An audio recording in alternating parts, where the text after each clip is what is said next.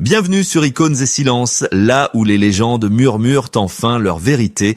Regardez bien ce visage une dernière fois. C'est le visage de Charles Bronson, un visage qui semble avoir été taillé à même la roche d'une montagne, marqué par des sillons profonds et un regard plissé qui dissimulait une mélancolie infinie.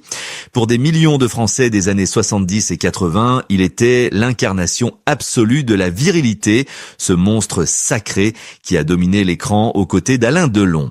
On se souvient de lui comme de l'homme au pistolet, le justicier urbain, celui qui ne tremblait jamais et qui parlait peu, mais il existe une vérité déchirante que les projecteurs aveuglants de la gloire ont soigneusement masquée pendant plus d'un demi-siècle. Derrière cette armure impénétrable vivait une âme couverte de cicatrices qui ne se sont jamais refermées. Lorsque les lumières se sont éteintes et qu'il a dû affronter le crépuscule de sa vie en 2003, Charles Bronson n'était plus ce héros invincible. Dans le silence assourdissant de la vieillesse, il a dû faire face à 4 ennemis invisibles, 4 fantômes qui l'ont hanté depuis son premier cri jusqu'à son dernier soupir. Ce n'étaient pas des méchants de cinéma, mais des forces bien réelles qui lui avaient volé son innocence et sa paix. Il ne leur a jamais accordé son pardon. Comment une icône mondiale, adulée par tout un pays comme la France, pouvait-elle porter en elle une telle rage contenue? Pourquoi cet homme qui possédait tout se sentait-il toujours comme un exclu? La réponse se trouve enfouie dans un passé lointain et douloureux, là où un petit garçon nommé Charles Buczynski connaissait une pauvreté si humiliante qu'il devait porter la robe de sa sœur pour aller à l'école, faute d'avoir un pantalon. C'était là le début d'une guerre intime pour s'échapper des ténèbres de la mine, une guerre qui a forgé sa légende mais qui a aussi brisé son cœur. Pour comprendre la profondeur de ce silence, nous devons retourner là où tout a commencé, là où le destin lui a déclaré la guerre avant même qu'il ne sache se défendre. Il y a une ironie mordante dans le destin de Charles Bronson, une de ces revanches silencieuses que l'histoire réserve parfois aux âmes blessées, alors que son propre pays, l'Amérique, ne voyait en lui qu'un visage trop dur, une gueule ravinée bonne uniquement pour les seconds rôles de bandits ou d'indiens stéréotypés. La France et l'Europe lui ont offert un trône. C'est ici, sur le vieux continent, que le mineur de fond est devenu un roi. Ce n'était pas seulement du succès, c'était une véritable histoire d'amour passionnel entre un public et un homme qui n'avait pas besoin de parler pour se faire comprendre. À la fin des années 60, il s'est produit un phénomène culturel rare où le visage buriné de Bronson est devenu le paysage cinématographique préféré des Français. Souvenez-vous de l'année 1968, dans les salles obscures de Paris et de province, une affiche mythique réunissait 2 monstres sacrés dans le film Adieu l'ami. D'un côté, il y avait Alain Delon, la beauté froide et angélique, le félin français par excellence. De l'autre, il y avait Charles Bronson, le rock américain, l'homme de la terre et de la sueur. Ce duo improbable a fasciné la France entière. Dans ce film, Bronson n'a pas eu besoin de jouer la comédie, il s'est contenté d'être présent, massif et inébranlable, imposant une autorité naturelle qui a instantanément conquis le cœur du public. Chaque scène où il allumait une cigarette devenait un moment de culte, chaque regard lancé sous ses paupières lourdes valait plus que 1000 lignes de dialogue. Pour les spectateurs français qui sortaient d'une décennie de bouleversements sociaux, Bronson représentait une stabilité brute, une force tranquille et rassurante qui semblait dire que l'on peut survivre à tout, même au pire. C'est cette aura unique qui a poussé le grand Sergio Leone à le choisir pour Il était une fois dans l'Ouest. Alors que les producteurs américains réclamaient des stars au visage lisse, Leone voulait le visage de Bronson car, disait-il, c'était un visage capable d'arrêter une locomotive. Et il avait raison, le personnage de l'homme à l'harmonica est devenu l'une des figures les plus emblématiques de l'histoire du cinéma. Cette mélodie lancinante et ses yeux plissés scrutant l'horizon aride sont gravé à jamais dans la mémoire collective. Mais la France lui a offert bien plus que des westerns. Avec Le Passager de la pluie de René Clément, il a prouvé qu'il pouvait aussi incarner une sensibilité et une intelligence émotionnelle surprenante.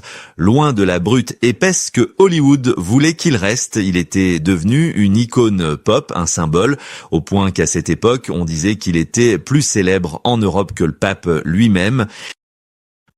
Pourtant, au milieu de cette adoration, il y avait un vide que les applaudissements ne pouvaient combler. Le public voyait un dieu de l'écran, un homme fait d'acier et de certitude, mais personne ne voyait l'homme qui suffoquait sous le poids de sa propre image. La gloire est une drogue puissante, mais elle a des effets secondaires dévastateurs, surtout pour un homme qui n'a jamais appris à faire confiance au monde. Alors que les cinémas de Paris affichaient son nom en lettres de néon géantes, Charles Bronson commençait à sentir les murs de la célébrité se refermer sur lui, exactement comme les parois de la mine de son enfance. Il avait conquis le monde, oui, mais il allait bientôt découvrir que le succès a un prix exorbitant et que les créanciers de la gloire sont souvent bien plus cruels que la pauvreté elle-même. Mais derrière les paillettes de Cannes et les chèques mirobolants qui faisaient de lui l'acteur le mieux payé de la planète, une ombre grandissait, menaçante et froide.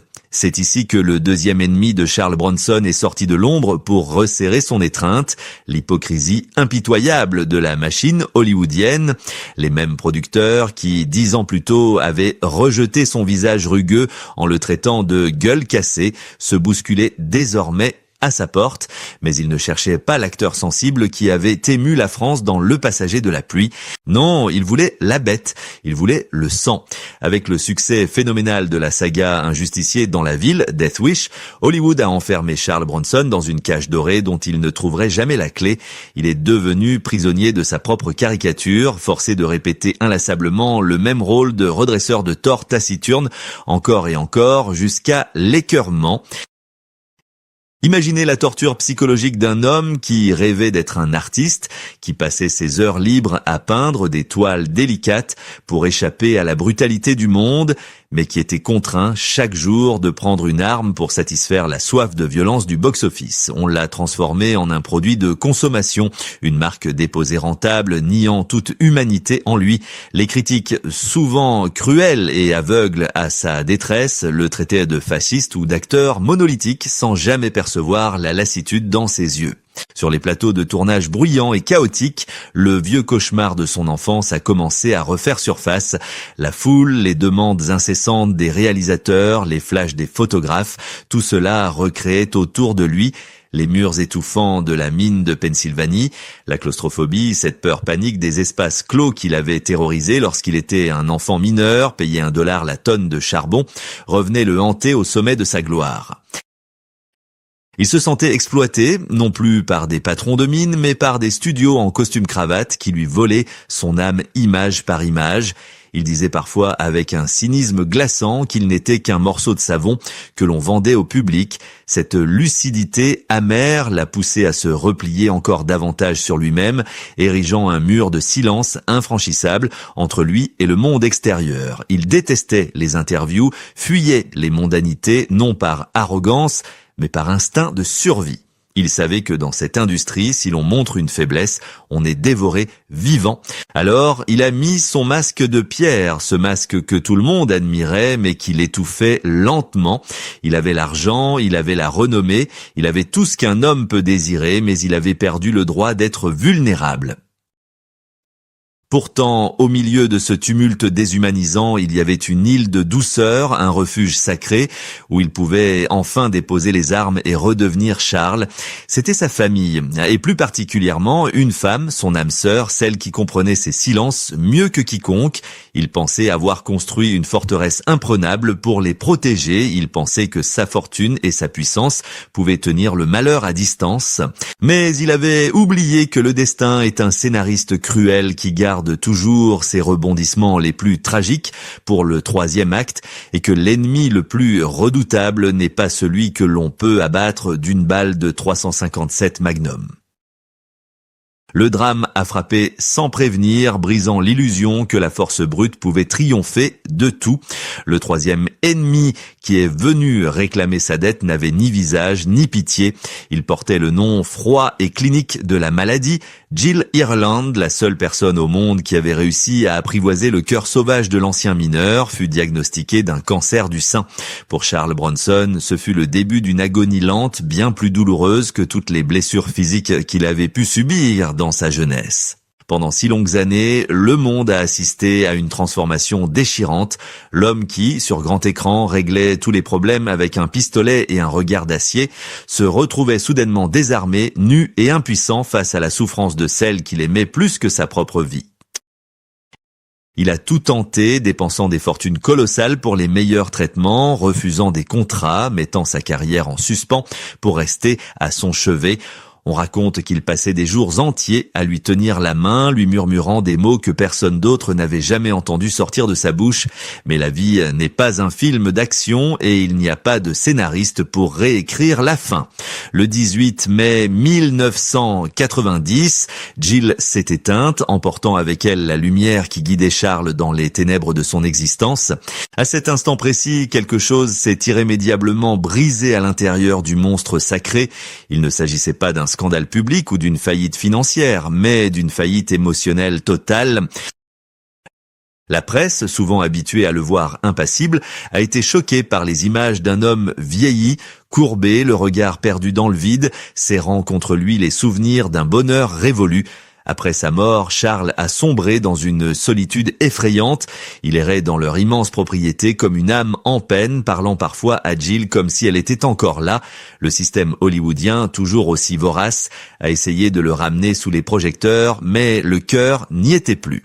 La colère sourde qui avait alimenté ses rôles de justicier s'était transformée en une tristesse infinie. Il avait vaincu la pauvreté, il avait conquis la gloire, mais il avait perdu la guerre contre la mort, et alors qu'il pensait avoir touché le fond de la douleur, un dernier ennemi, le plus insidieux de tous, attendait patiemment son heure dans l'ombre pour lui porter le coup de grâce et lui voler ce qui lui restait de plus précieux, sa mémoire. C'est dans le crépuscule de sa vie, alors que la brume impitoyable de la maladie d'Alzheimer commençait à dévorer ses souvenirs un par un, que Charles Bronson a connu un dernier moment de lucidité foudroyante. Ce n'était pas devant des caméras de télévision, ni lors d'une grande cérémonie publique, mais dans le silence sacré de sa chambre, face à ses propres démons. On raconte que dans ces instants précieux où le brouillard se levait, le vieil homme au regard fatigué retrouvait soudain la flamme de l'ancien guerrier. Il ne parlait pas pour demander pitié, mais pour régler ses comptes avec l'existence une dernière fois. Avant que l'oubli ne l'emporte définitivement, il a brisé le silence qu'il avait gardé pendant 80 ans pour désigner les 4 coupables, les 4 ennemis jurés auxquels il n'a jamais accordé son pardon. Le premier nom sur sa liste noire était le spectre de la misère. Il revoyait avec une clarté douloureuse le petit garçon de Pennsylvanie, tremblant de froid et de honte dans les vêtements de sa sœur. Il ne pardonnait pas à cette pauvreté crasse de lui avoir volé son enfance, de l'avoir forcé à descendre dans les entrailles de la terre pour respirer la poussière noire au lieu de l'air pur. Le deuxième ennemi était le système hollywoodien, cette machine à broyer les rêves qu'il avait réduit à une caricature.